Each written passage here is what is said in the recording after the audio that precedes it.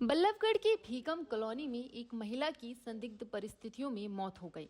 परिवारजनों ने दहेज के लिए हत्या करने का आरोप ससुराल पक्ष पर लगाया है। मौके पर पहुंचे पुलिस टीम जांच में जुटी हुई है और शव को कब्जे में लेकर फरीदाबाद के सिविल अस्पताल में पोस्टमार्टम के लिए भिजवा दिया गया। मृतिका के परिजनों का कहना है कि उन्होंने अपनी बेटी नीतू की शादी धूमधाम से की थी, लेकिन शादी के अगले दिन से ही ससुराल पक्ष के लोग उनकी बेटी नीतू पर दहेज के लिए दबाव बनाते रहे। करीब 3 महीने से वह अपने मायके में ही रह रही थी, लेकिन अभी 4 दिन पहले ही उसको यह लोग वहां से लेकर आए और घर पर लाने के बाद उसके पति और उसके परिजनों ने हत्या कर दी।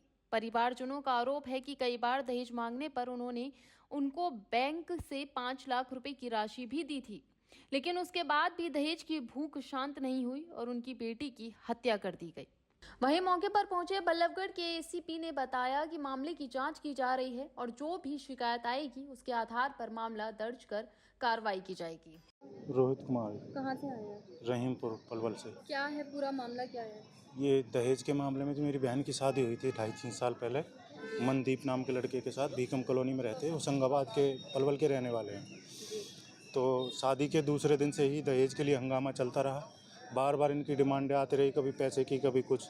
एक बार दिए भी 5-6 लाख रुपए निकलवा के भी दिए अकाउंट से, और भी बीच में बार बार देते रहे, लेकिन इनकी मांग कभी पूरी नहीं हुई। मारपीट करते रहते थे बीच बीच में हर बार। तो हम आए भी, मामले को कई बार समाज से सुलझाने की कोशिश की, बड़े बुजुर्गों को बुलाया, 4-5 बार पंचायतें भी हुई, लेकिन मामला नहीं सुलझा। अभी बहन 8-10 दिन पहले ही यहाँ आई थी, 2.5-3 महीने घर ही थी, तो अभी लेके आए थे। उसकी नंदन ने कोई वहाँ हंगामा करवाया है पैसों के लिए। अच्छा। और फिर उन सब ने मिलकर उसको मार दिया कल फांसी देके। अच्छा, जब शादी हुई थी तब उनकी कोई मांग थी ऐसी? तब उन्होंने वैसे कुछ नहीं मांगा था, लेकिन दूसरे दिन से ही मांग होने लगी थी कि कैसी शादी करी है, क्या है। उसको जैसे ही दुल्हन बन के आई थी तो उसको कपड़े भी नहीं पहनने दिए थे। क्या दिया है तेरे घर वालों ने, ये है वो है, कुछ नहीं दिया तुझे। रिश्तेदारियों में इधर उधर सब बातें ऐसी होने लगी थी। फिर कई बार डिमांड आई, हमने उन्हें पैसे भी दिए, लेकिन क्या उनकी नाम था? नीतू नाम था जी। उसकी एज 26-27 साल थी। बच्चे कितने हैं? एक बच्चे, एक लड़की है जी 1.5 साल की। अच्छा, ससुराल कहाँ पर है? ससुराल भीकम कॉलोनी में है। ये होशंगाबाद पलवल के रहने वाले हैं वैसे। कौन कौन है ससुराल में? ससुराल में उसके सास है, ससुर है, 3 ननंद है। उनकी शादी हो चुकी है। वो बहुत ज़्यादा परेशान करती थी, उसकी सास और ननंद। और उसका जेठ है, वो जेठानी है। जेठ बार बार धमकी देता था, जेठ और ससुर घर से बाहर भगा दूंगा। कई बार इन्होंने बीच में 1-2 बार जान से मारने की भी धमकी दी, घर से भगाने की, जान से मारने की। फिर हम आए बड़े बुजुर्गों को लेके, बातचीत की, मामला सुलझाया बहन को लेके। फिर आए कि जी अब ऐसा कुछ नहीं करेंगे। फिर हमने भेज दी। और अब भी फिर ऐसे ही हुआ था 2-3 महीने में। अब आई थी 10 दिन पहले ही, 20-21 तारीख के आसपास। तो आई थी वो किस लिए आई थी? घूमने आई थी या भगाया गया था? अभी तो वहाँ लड़का हुआ था मेरा, तो उसके लिए हम लेके गए थे। अच्छा, तो पहले भी कभी ऐसा हुआ है क्या? मतलब मारपीट जब करते थे मारपीट तो कई बार हुई है जी मायके आई पहले। हो वो? कई बार हो चुका है जी ऐसा, मारपीट कई बार पहले भी हुई है। तो हम पंचायत लेके भी आए, 2-4 बार बात हुई है, फिर मामले को सुलझा लिया गया, लेकिन वो कुछ दिन शांत रहते, फिर वही मामला चालू हो जाता। पुलिस से कभी शिकायत की हो आपने बहन की नहीं जी, कि ऐसे परेशान हमने किया जाता समाज से ही मामले को सुलझाने की कोशिश करी पहले। पुलिस तक नहीं गए कि मामला और ज़्यादा बिगड़े।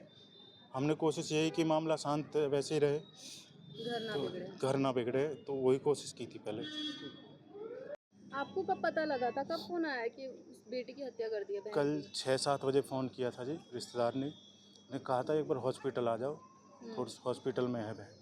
वो उसको हॉस्पिटल में डाल के, डेड थी वो, और वहाँ से भाग गई। कोई नहीं था जब कोई नहीं, हॉस्पिटल जब हम वहाँ पहुँचे तो हॉस्पिटल में उनमें से कोई भी नहीं था। चोट के निशान हो शरीर पर यहाँ कुछ? गले पे फांसी का वो है जी, काफ़ी चौड़ा निशान है पूरे गले पे। फांसी दे के मारा है उसको। तो डॉक्टर ने कुछ बताया कि कौन लेकर आया था, कब छोड़ के गए? वही लेके, डॉक्टर ने भी कुछ नहीं बताया जी, ना कुछ पुलिस ने बताया। कौन लेके आया पुलिस को भी नहीं पता, ना पुलिस ने अभी तक कोई कार्रवाई की है। उनसे कह रहे गिरफ्तारी की, किसी चीज़ पे अभी तक उन्होंने कोई कार्रवाई नहीं की है। हमसे पूछे बिना मैं ही पहुंचा था, बाकी कोई पहुंच नहीं पाया था। आ रहे थे 10 मिनट में, उन्होंने अपने आप डेड बॉडी को ट्रांसफ़र भी के कर दिया, हमसे पूछा तक भी नहीं।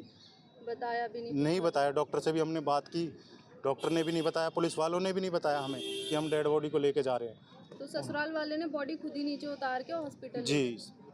अब क्या मांग करते हैं?